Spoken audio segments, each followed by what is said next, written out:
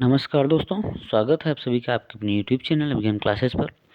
दोस्तों सीटेट की जो परीक्षा होती है इसमें 30 नंबर का पर्यावरण अध्ययन पूछा जाता है, चाहे शिक्षा शास्त्र और पर्यावरण से संबंधित या पर्यावरण अध्ययन का जो जीएस होता है, जीके होता है वो पूछा जाता है। तो चैनल के माध्यम से दूसरा वीडियो है पर्यावरण अध्ययन पर प्राइमरी लेवल के लिए, और कोशिश यही रहेगी कि आपको हर रोज़ एक वीडियो मिलता रहे और जिसमें इम्पोर्टेंट क्वेश्चंस हैं या प्रीवियस ईयर के क्वेश्चंस हैं वो आपको उपलब्ध होते रहें। आप देखते रहें और एंजॉय करिएगा और आपकी पढ़ाई के लिए वो यूज़फुल हों और परीक्षा में आप सफल रहें। तो इसी कामना के साथ चलिए शुरू करते हैं आज का ये वीडियो। देखिए इसमें पहला क्वेश्चंस है, नींबू साधारण पानी में डूब जाता है लेकिन नमकीन पानी में तैरता रहता है। तो इसका जवाब क्या है? नींबू जो है वो साधारण पानी में डूब जाता है लेकिन नमकीन पानी पे जिसमें नमक मिला होता है उसमें वो तैरता रहता है। ठीक, तो इसका जो उत्तर है वो क्या है? नमकीन पानी का घनत्व जो होता है वो क्या होता है? नमकीन पानी का घनत्व साधारण पानी के घनत्व से क्या होता है? अधिक होता है, इसलिए नींबू क्या होता है? नमकीन पानी में तैरता रहता है। ठीक, ये ध्यान से देखिएगा। ये सभी क्वेश्चंस जो हैं 15 क्वेश्चंस हैं आज के इस वीडियो में। ये सभी क्वेश्चंस पिछली परीक्षाओं में पूछे गए हैं तो इम्पोर्टेंट होने वाले हैं आपके लिए।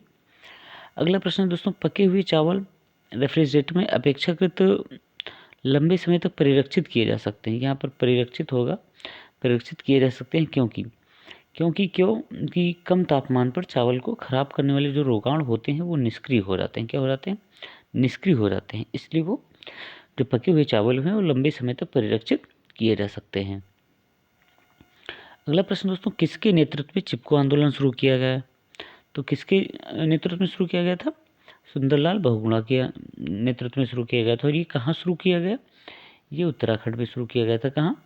उत्तराखंड में शुरू किया गया था। और ये वन बचाने के लिए, पेड़ों को बचाने के लिए एक महत्वपूर्ण आंदोलन था जो सुंदरलाल बहुगुणा के द्वारा शुरू किया गया। और ये इसलिए महत्वपूर्ण भी था क्योंकि इस आंदोलन में बढ़ चढ़ कर के स्त्रियों ने हिस्सा लिया था। ठीक, किसने? स्त्रियों ने हिस्सा लिया था। और पेड़ों को कटान जो हो रहा था उसको रोकने के लिए अथक प्रयास भी इन लोगों ने किए थे, बहुत ही ज़्यादा प्रयास किए थे रोकने के लिए। अगला प्रश्न दोस्तों, ग्रामीण क्षेत्रों में गाय के गोबर से झोपड़ी की दीवारों और फर्श को लीपा जाता है। क्यों लीपा जाता है? क्योंकि उन्हें चिकना बना दिया जाए और साफ़ कर दिया जाए, इसलिए लीपा जाता है। जो लोग गांव से जुड़े हुए हैं और वो देखते होंगे कि ग्रामीण क्षेत्रों में गाय के गोबर से, मैं तो जुड़ा हुआ हूँ, मैंने देखे हुए हैं कि गाय के गोबर से आज भी, चाहे बाहर का जो मैदान पड़ा होता है घर के बाहर जिसको द्वारा कहते हैं, या घरों की जो फर्श है, जो ग्राउंड है, वो लीपा जाता है। झोपड़ी की दीवारें होती हैं, कच्चे मकान होते हैं, झोपड़ी होती हैं, तो उनको भी गोबर से लिप दिया जाता है। किस लिए? उन्हें चिकना और साफ बनाने के लिए। अगला दोस्तों, एक किसान दानों को भूसे से अलग करना चाहता है। जिस प्रक्रिया से यह किया जा सकता है वह क्या है? वह थ्रेसिंग है। गेहूं के दाने अलग किए जाते हैं किससे? भूसे से अलग किए जाते हैं। किस प्रक्रिया से? थ्रेसिंग से। गेहूं के दानों को भूसे से अलग करने की प्रक्रिया जो है वो क्या है? थ्रेसिंग कहलाती है। अगला प्रश्न दोस्तों, रक्त की जांच द्वारा किसकी उपस्थिति से मलेरिया की पहचान होती है? तो जब रक्त की जांच या ब्लड टेस्ट लिखता है डॉक्टर, बताता है कि आपको हो सकता है कि मलेरिया हो, आप ब्लड टेस्ट करा करके लाइए, तो उस ब्लड टेस्ट में किसकी जांच होती है, किसकी उपस्थिति देखी जाती है? तो उसमें जो ब्लड में आरबीसीज होती हैं, लाल रक्त कणिकाएँ होती हैं, उसमें मलेरिया परजीवी की उपस्थिति देखी जाती है।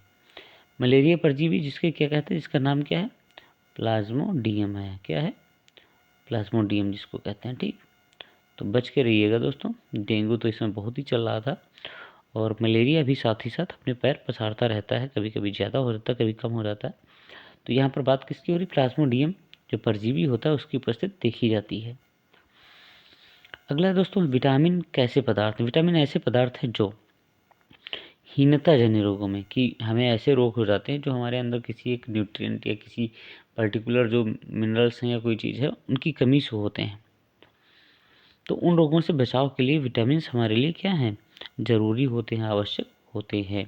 ठीक, हीनता जन्य रोगों से बचाव के लिए थोड़ी मात्रा में हमें विटामिन चाहिए होते हैं, चाहे ए हो, बी हो, सी हो, कोई भी हो। अगला दोस्तों प्रश्न है, मीरा और दिव्या, समझिएगा ध्यान से। मीरा और दिव्या छोटी लड़कियां हैं। मीरा समोसे, कटलेट और डबल रोटी खाना पसंद करती है, जबकि दिव्या ऐसा भोजन पसंद करती है जिसमें लौह तत्व की कमी है। देखिए, मीरा समोसे, कटलेट और डबल रोटी खाना पसंद करती है, तो समोसे क्या होते हैं, जंक फूड में आते हैं, ऑयली होते हैं, कटलेट है, डबल रोटी है। तो डबल रोटी मतलब पाव की हम बात करते हैं। तो इनसे खतरा रहता है मोटापा बढ़ने का। किसका खतरा रहता है? मोटापा बढ़ने का। ठीक। फिर दिव्या लौह तत्व की कमी वाले भोजन खाना पसंद करती है, हरी सब्जियां नहीं खाती है, जो साग होता है नहीं खाती है। तो ये पालक वगैरह जो भी है जिसमें लौह तत्व होते हैं वो चीज़ नहीं खाती है। तो कौन सी बीमारियां हो सकती हैं क्रमशः दोनों को? तो मोटापा और एनीमिया। एनीमिया क्या होता है? एनीमिया लौह तत्व की कमी से होने वाला रोग है। और मोटापा भाई ज़्यादा चीज़ हम जंक फूड या ऑयली चीज़ें खाएंगे फैट वाली, तो क्या होता है, मोटापा बढ़ता है। देखिए अगला प्रश्न जो दोस्तों है, भैंस की पीठ पर अक्सर बगुला एक ग्रेट पक्षी बैठा दिखाई देता है, क्यों? क्योंकि बगुला क्या है, परजीवी है। और ये परजीवी क्या करता है, भैंस की पीठ पर बैठता है और भैंस की पीठ पर जो भी कीड़े मकोड़े लगे होते हैं, चिपके होते हैं, उनको वो क्या करता है, खाता रहता है और उन्हीं के सहारे जिंदा भी रहता है। तो बगुला परजीवी है और वो भैंस की पीठ पर लगे हुए कीड़े मकोड़ों को खाता रहता है, इसलिए वो दिखाई देता है उसकी पीठ पर बैठा हुआ। अगला प्रश्न दोस्तों, कथन मतलब उबलना और वाष्पीकरण में क्या अंतर है? तो दोनों में अंतर क्या है? देखिए वाष्पीकरण की जो प्रक्रिया होती है, वाष्पीकरण जो वाष्प बनाने की प्रक्रिया होती है जल से, तो वो किसी भी तापमान पर हो सकती है। इसके लिए कोई निश्चित तापमान नहीं है, कोई निश्चित तापमान वाष्पीकरण के लिए नहीं है। जबकि के लिए कथन के लिए एक निश्चित तापमान है 100 डिग्री सेल्सियस। कितना? 100 डिग्री सेंटीग्रेड ये होना ही चाहिए। ठीक है, अगर ये नहीं है तो कथन नहीं होगा, उबलना जिसको कहते हैं वो नहीं होगा। तो इतना चाहिए होता है। अगला दोस्तों, भारोत्तोलकों को प्रायः ज़्यादा मांसपेशी और बॉडी मास बनाने की आवश्यकता होती है। इस उद्देश्य के लिए उन्हें ऐसा आहार लेने की आवश्यकता है जो भरपूर है। किससे भरपूर है? प्रोटीन से। बॉडी मास अगर बनाना है, हमें बॉडी बनानी होती है, मांसपेशियों को मजबूत करना होता है, तो हमें क्या चाहिए होता है? प्रोटीन चाहिए होता है। अगला प्रश्न है, भोजन बनाने का कौन सा तरीका अच्छा है? भोजन बनाने में अगर हम सब्जी बना रहे हैं तो हमें सब्जी को क्या करना चाहिए? सबसे अच्छा तरीका यही है कि हम सब्जी को पहले अच्छी तरह से धो लें और फिर उसके बाद उसे काटें। तो ये सबसे अच्छा तरीका है सब्जी बनाने का, भोजन बनाने का, कि हमें सब्जी को पहले अच्छी तरह से धो लेना है, फिर हमें सब्जी को काटना होता है। देखिए 13वें नंबर का जो प्रश्न है, जीवन प्रक्रियाओं का कौन सा युग्म, यहाँ पर युग्म होगा, पेड़ पौधों और जीव जंतुओं में मिलता है? तो दोनों में वृद्धि भी मिलती है, पेड़ पौधे भी वृद्धि करते हैं, जीव जंतु भी वृद्धि करते हैं और दोनों प्रजनन भी करते हैं।